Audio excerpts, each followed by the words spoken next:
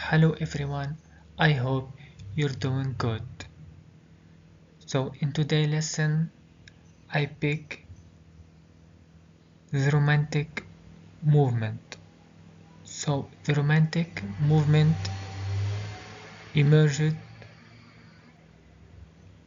because of something. In general, every movement emerged because or because of the outcome of a historical period. So now the plan of the lecture. At first, we are going to start with a small definition and easier one. Then we are going to talk about some characteristics of Romanticism. And then we are going to round off with some critiques of Romanticism. When I said critics, it doesn't mean that I'm going to criticize, but because the romantics people used to write things to criticize things happen in their time.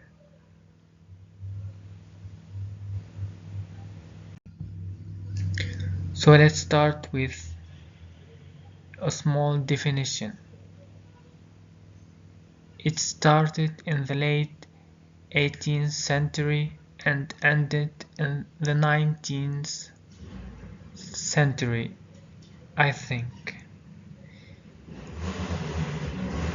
So, as I said, every movement is or emerged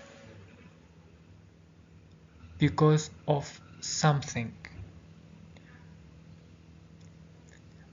But Romanticism is a reaction against something. It is a reaction against Enlightenment, Industrial Revolution, and rationality. And it is a movement in art and literature. When I say Romanticism is a reaction against Enlightenment, it is true that Enlightenment resulted in a huge technological progress, but it led to the Industrial Revolution and rationality. But the Romantic people does not like that because it led to what we call colonialism, the World War One and World War Two, and caused bloodshed, and people killed each other without mercy.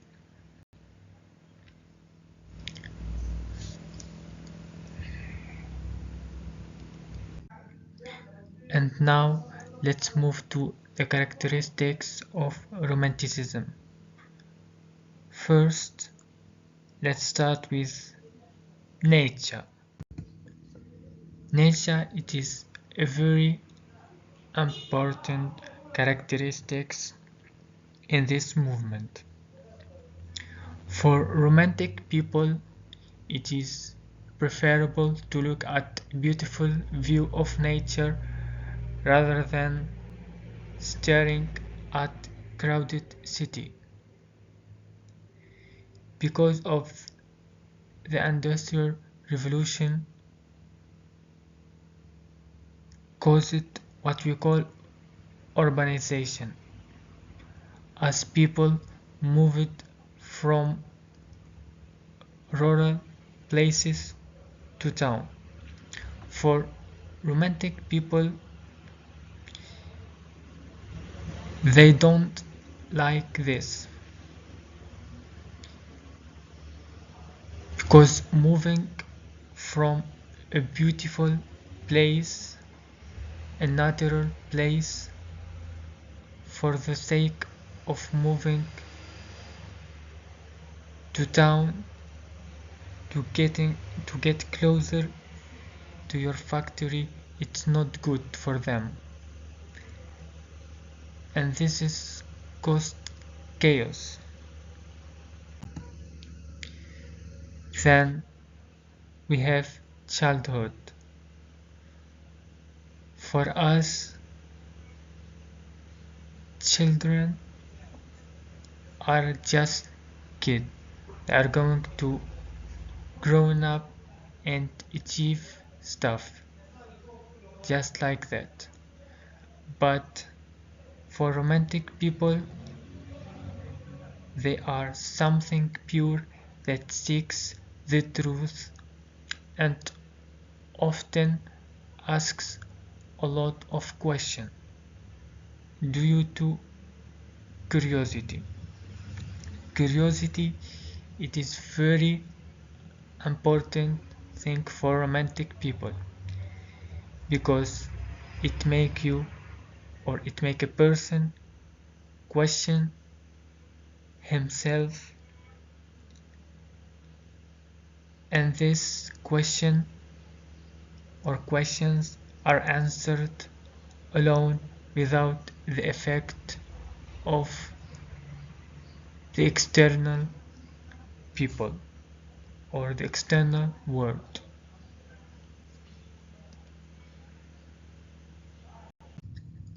So in terms of emotions, they give a lot of importance to one's emotions.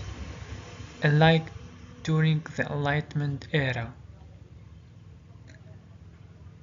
one's only concerns with rationality and reasoning.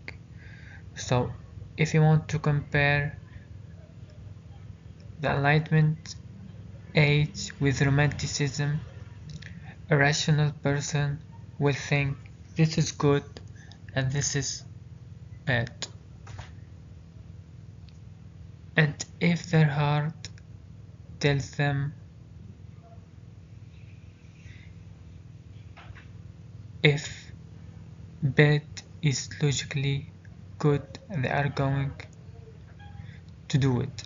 But Romanticism was against that. It was against rationality and reasoning. For romantic people, they should follow what they want.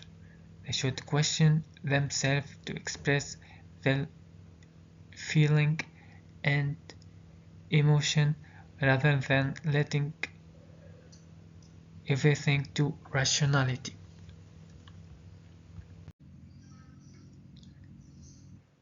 So in terms of religion, romantics tend to love things that are complex to understand, because when something is hard or difficult to understand, it makes you question yourself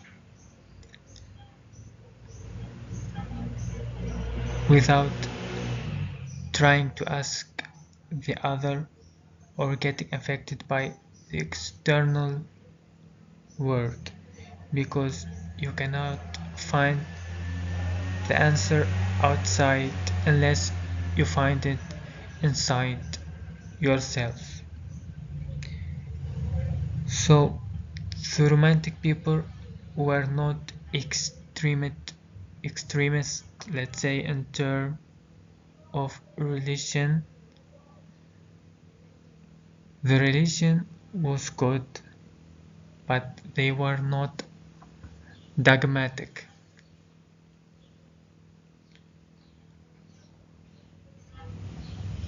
It was less, let's say, it was less centered on God than transcendentalism. I don't want I don't want to make you confused or perplexed, but what I want to say, Romanticism, it was less centered on God, whereas transcendentalism was centered on God. I'm going to make the next video about transcendentalism to explain more for you. It was, let's say, the Romantic people were more interested in the beautiful aspect of religion. For example, the Catholic Church. They drew beautiful thing, they put they put candle, and it was art for art sake. And now let's move to the next characteristic, which is the romantic love. And this where the word romanticism comes from. So for romantic people, love is important, but getting married for the name of love is more important than getting married for a better situation or better economy. For example, if we back in time, historically kings used to marry their sons with princes to cement or to make a political alliances with other country to fight together. But romantic people were against that, of course. Another characteristics, which is the sublime. The sublime is when human beings are helpless in front of nature. Nature is vast, is something big, and people or human feel so small in front of nature. The sublime is something big and powerful. It refers to the greatness beyond all possibility of calculations, measurement, and imitation. It means human beings or people cannot imitate or create something improbable like nature.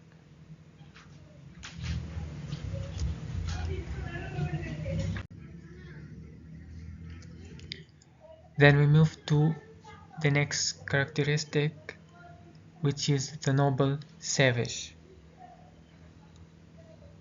Jean-Jacques Rousseau, the author, explained this term,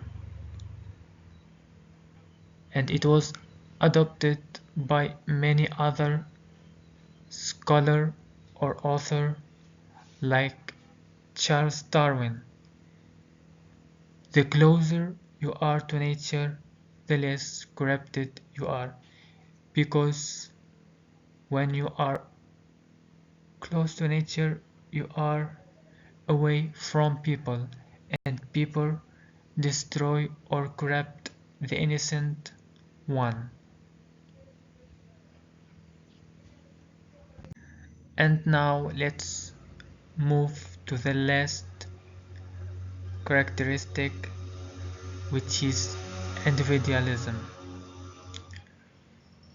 Focusing on emotions and rejecting reasoning led to individualism, which means when a person rejects reasoning, he follows his own path and have his own thoughts and ideas, meaning people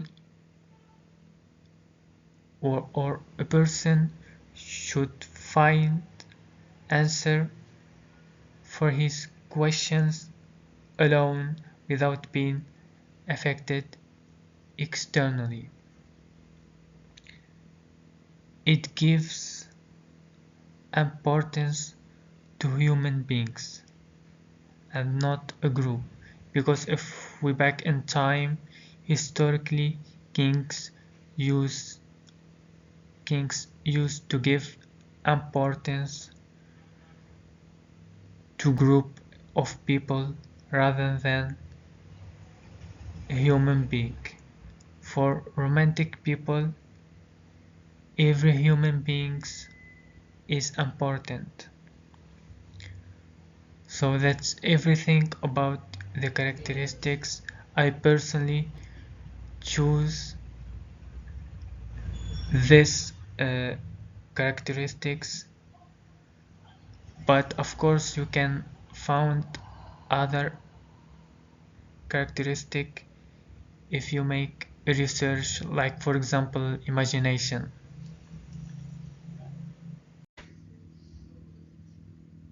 And now let's move to the last point, which is critics.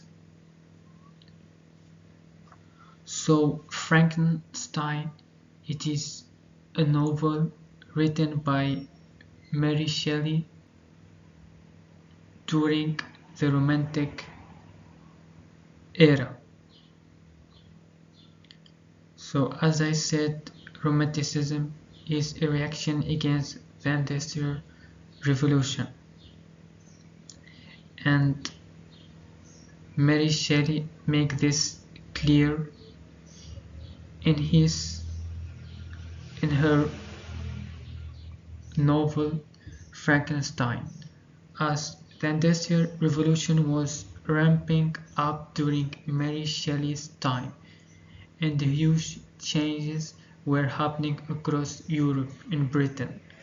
Factories and mills popped out where farmland and forest used to be. Population exploded and human labor was exploited for mass production, and the air and water ways became polluted. For this reason, Frankenstein was interpreted as an allegory for the hideous monster we made out of industry. Allegory is a narrative whose plot, characters, or settings are used to symbolize real-world issues or events. So the Industrial Revolution clashes with Mary Shelley's romantic sensibility, especially in regard to nature.